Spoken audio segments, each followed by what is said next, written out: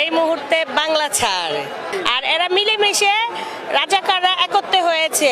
একমাত্র আল্লাহ পাকই জানে কে জান্নাতে যাবে কে জাহান্নামে যাবে। আর এনসিপি জান্নাতে যাওয়ার জন্য এই জামাতের সাথে অ্যাড হয়েছে। তো তারা আল্লাহর চাইতে বড় কিছু হইতে চাইতেছে, এরা মুনাফিকের চাইতে বেশি কিছু। তারা তো জান্নাতের চেহারাই দেখবো না, জাহান্নামের রাস্তা আরো সহজ করে নিচ্ছে। নাউজুবিল্লাহ নাউজুবিল্লাহ নাউজুবিল্লাহ। শুনেন, মক্কা বহুদূর, টাকা থাকলেই সবাই মক্কায় যাইতে পারে না, হজের সঙ্গী হইতে পারে না।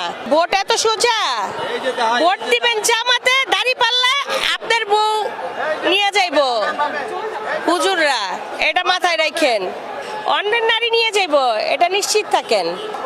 এক বাগও নিরাপত্তা নাই, কোনো নিরাপত্তা নাই নারীদের। এনসিবিদের যারা আছেন, এনসিবির নেতারা ক্ষমতায় যাবে এবার। দাড়ি পাল্লা মাপার জন্য ঠিক আছে, ক্ষমতায় যাবে কিনা আমরা আসলে বুঝতেছি না। ভাই, জনগণ ভোট দিবে কিনা এটা তো ভোটের অধিকার যার যার।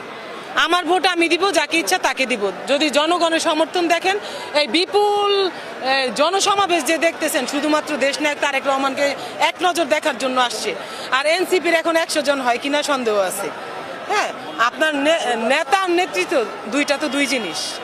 নেতার জন্য এখানে সবাই চলে আসছে না। দেখেন, জুলাই তো অবশ্যই বিক্রি হয়ে গেছে 1.5 কোটি টাকা, 1 কোটি টাকায়। এটা তো অজানা আসলে কারোরই নেই। তাদের একদম সংগ্রামী নেত্রীগুলা মানে আপনার পদত্যাগ দিয়ে চলে গেছে। এতেই তো বোঝা যায় তাদের সংগঠনটা কতটা দুর্বল। দেখেন, রিকশাওয়ালা দেশের জনগণ, তার যদি সামর্থ্য থাকে সে দাঁড়াবে, এটা নিয়ে আমরা কোনো মন্তব্য করতে চাই না। আসলে আমরা তো একটা গণতান্ত্রিক দেশ। জামাত শিবির রাজাকার, এই মুহূর্তে বাংলা ছাড়। সহজ ভাষায় আমাদের বাংলায় একটা প্রবাদ আছে, জেসার লগে তেসা মিলে বাইগুনের লগে শুটকি মিলে। অতএব বুঝ জানেন, যেই জাতের জাত যেই জবর যা। এখন যাদের সাথে যাদের মিলবে তারাই একত্রিত হয়েছে। কারণ কি, কিছু জিনিসের দেখবেন কোনো তুলনা হয় না। বিএনপি এমন একটা দল, সারা জীবন এক পায়ে দাঁড়ায় ছিল, এক পায়ে দাঁড়ায় থাকবে, কোনো দিকে যাওয়ার কোনো সুযোগ নাই। আর যেই দলগুলোর কথা আপনারা বলতেছেন, তাদের আসলে আমি কি বলবো, লিগ্যালিটি আছে কিনা বা সহজ বাংলাদেশ ধর্মের ঠিক আছে কিনা, এটাও একটা প্রশ্ন রয়ে গেল। কারণ এরা বাপ চেঞ্জ করতে 1 মিনিট সময় নেয় না। আর বিএনপি একজনই নেতৃত্ব দিয়েছেন, এক নেতার কথাই দেশ 17 বছর চলেছে। ইনশাল্লাহ আগামী তো একইভাবে চলবে। আমরা এনসিপি কে স্বাগত জানিয়েছিলাম। এনসিপি যেন নিজেরা একটি দল হয়ে নির্বাচনে অংশগ্রহণ করে গণতান্ত্রিক যে একটা ধারা সেটা অব্যাহত রাখে। এখন এনসিপি কি মনে করে, এই জামাতের দল যেটা 71-এ আপনারা জানেন, ওনারা 71 নিয়ে গর্ব করে না, ওনারা 24 নিয়ে গর্ব করে। ওনারা 71 সালের 24-এ ওনাদের যে অবদান সেটা বলার সাথে সাথে আমরা চাই তারা 71-এও কী কী অবদান রেখেছে সেটা যেন জাতির কাছে তুলে ধরে। তো এনসিপি জামাতের সাথে একতা পোষণ করা, এটা আমার কাছে বিষয়টা ভালো লাগেনি। জামাত কি করেছে?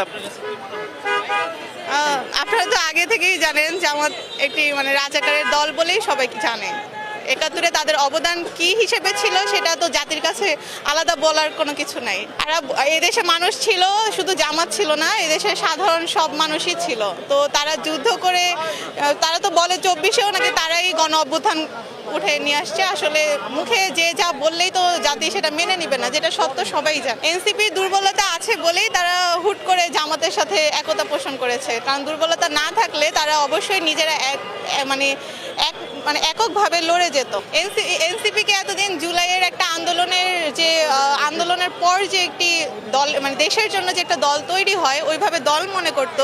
কিন্তু জুলাইকে তারা বিক্রি করে এখন তারা আন্দোলন বিক্রি করে দিয়েছে এমন মনে হচ্ছে। এই দিনে জাতীয়তাবাদী যে পরিকল্পনা রয়েছে সেই পরিকল্পনা অনুযায়ী বাস্তবায়নের চেষ্টা করা হবে এবং ইনশাআল্লাহ দেশে গণতন্ত্র প্রতিষ্ঠার মাধ্যমে একটি গণতান্ত্রিক দেশ হিসেবে সবার কাছে প্রকাশ পাবে।